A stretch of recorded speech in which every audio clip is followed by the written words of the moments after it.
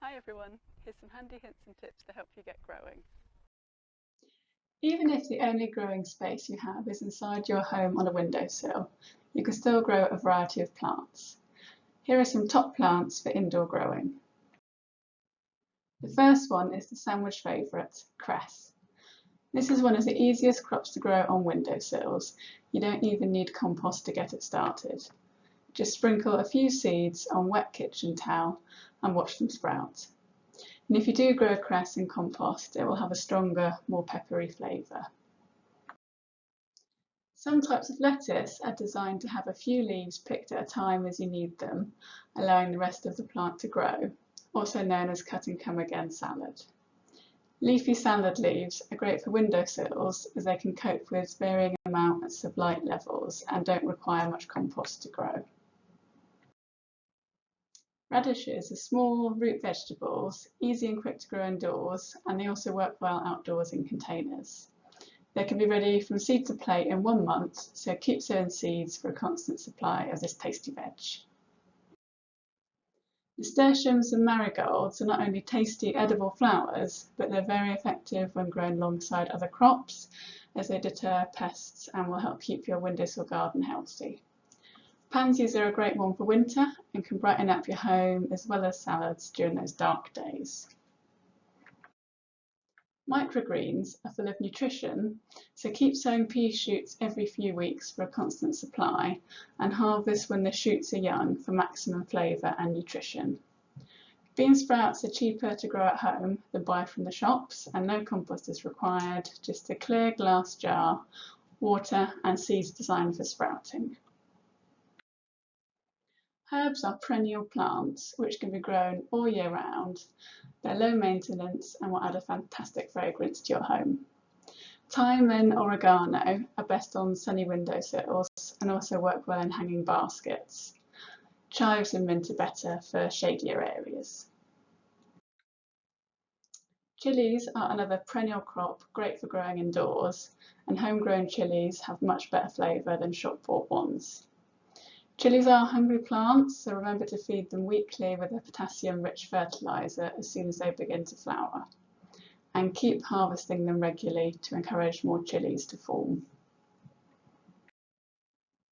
2 leafy greens, which are great for the outdoor window box as well as the indoor windowsill, are kale and spinach. These will give an easy supply of leafy veg into winter and don't mind partial shade.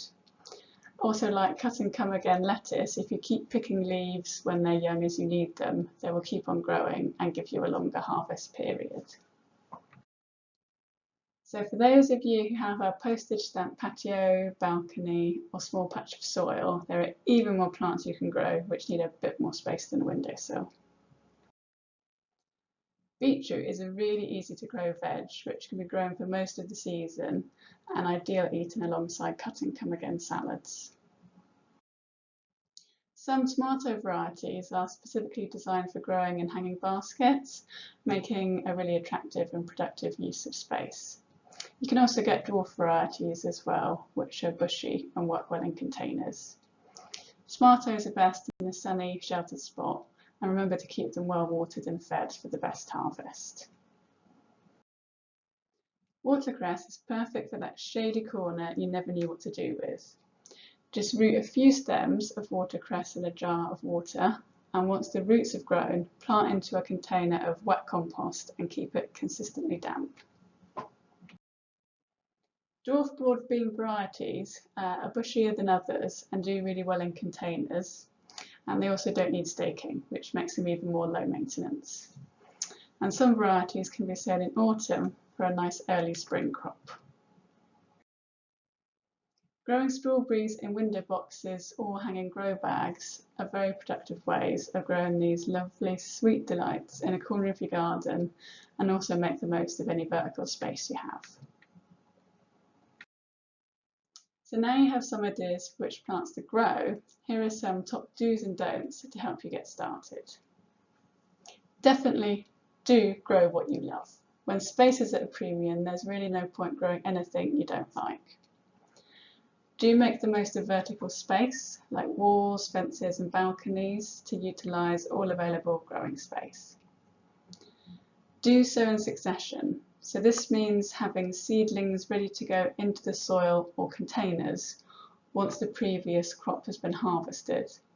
So this gives you months of edibles instead of just 1 week. And it's great for quick growing plants like radishes and cut and come again salad. Don't grow plants in a drafty or dry area of your home. So try and seal up drafts and windows if you can with bubble wrap or insulation tape. And if you place growing containers on trays filled with pebbles, it will help keep humid air around your plants. Just remember to keep the pebble tray watered. So do keep your plants well fed and watered as well, because when they're in containers, they will dry out more quickly and use up the nutrients in the compost quicker than you realise. And in general, most crops prefer fertile soil, so will benefit humongously if organic matter is added to the soil before you plant your crops outside. The more you feed them, the more they'll feed you. Do keep growing in winter. This may sound a strange one, but when the light levels are reduced in winter, if you invest in a grow light, it will ensure you can grow edibles all year round more successfully inside. Do rotate your windowsill containers to help your plants grow healthy and tall and avoid one-sided growth. Don't forget to check for pests and diseases, because these little critters are more likely to eat the young fresh leaves of crops before you if you don't keep an eye out for them. Do grow varieties which are designed for small spaces. Most edible plants will have varieties which have been bred to be space-saving, like being dwarf in height or bushy in width, meaning they can fit in a small area while still producing a good crop. And don't be afraid if something goes wrong. We all learn by making mistakes, and sometimes fun things can occur from those happy accidents. So finally, we're on to repurposing containers.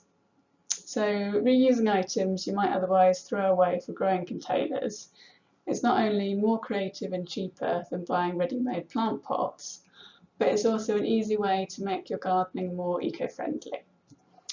Many common household items have really good potential for repurposing as growing containers once they can no longer be used for their original purpose, of course. Just remember to add drainage holes and try and match the size of your growing container to the size of your mature plant, and then you're ready to go. You don't need a small space to grow plants, and potatoes do really well in containers. So by repurposing your old shopping bags, you can grow them really well, and with the handles you can even move them around, no problem, making them easy to transport. So just make sure you put some drainage holes in the bottom, put your compost in and your tatties, and you're ready to go. So you can reuse your old toilet rolls as containers for starting off your seeds. So just snip a few holes in the base and fold them in on themselves, and then you can use an egg carton to make a little holder for them. Sow your seeds and away you go. Plastic bottles make great containers for your plants. Just add some drainage holes and they're good to go. And you can also reuse the top as a mini greenhouse for starting off your seeds. So just pop them over once you've sown them, wait for them to germinate, and then remove the top. Milk bottles can be used like plastic bottles to make containers for your plants, and also as mini greenhouses for your seeds. But if you want to get more creative, you can turn it into a scoop and you can get your compost out more easily. Thank you very much for listening, and if you have any questions, do get in touch via Dandelion at the following email address. In the meantime, happy growing.